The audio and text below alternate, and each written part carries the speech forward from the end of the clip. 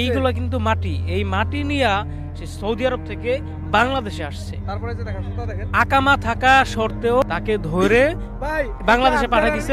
সকালবেলা ঘুমে থেকে উঠছি, ডিউটিতে যাব, আকামা আছে, নাস্তা খাইতেছি, বলতাছে এদিকে পুলিশ আইসা বললো মোবাইল দিই, আকামাও দেখলো না, গাড়ির ভিতরে বললো 22 দিন পর আজকে পাঠিয়ে দিল।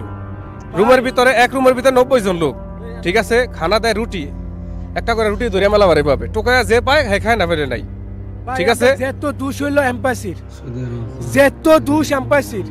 আমরা যে এত টাকা বিদেশ থেকে ফাটাই, একটা কুত্তার মূল্য আছে, তো আমরা কোনো মূল্য নাই, একটা কুত্তার মূল্য আছে, আকামা আছে, সব কিছু আছে, এরপরে দৌড়ে ফাটাইছে। আর যে একটা অত্যাচার করে জেলখানার ভিতরে, এটা বলার মতো কোনো ইয়া নাই, মানে ভাষা। উনি যা বলছেন সবই সত্য। আকামা থাকা সত্ত্বেও কি কারণে ধরে, এম্বাসি ভাইদেরকে বলবো প্রবাসীদেরকে একটু খেয়াল রাখতে।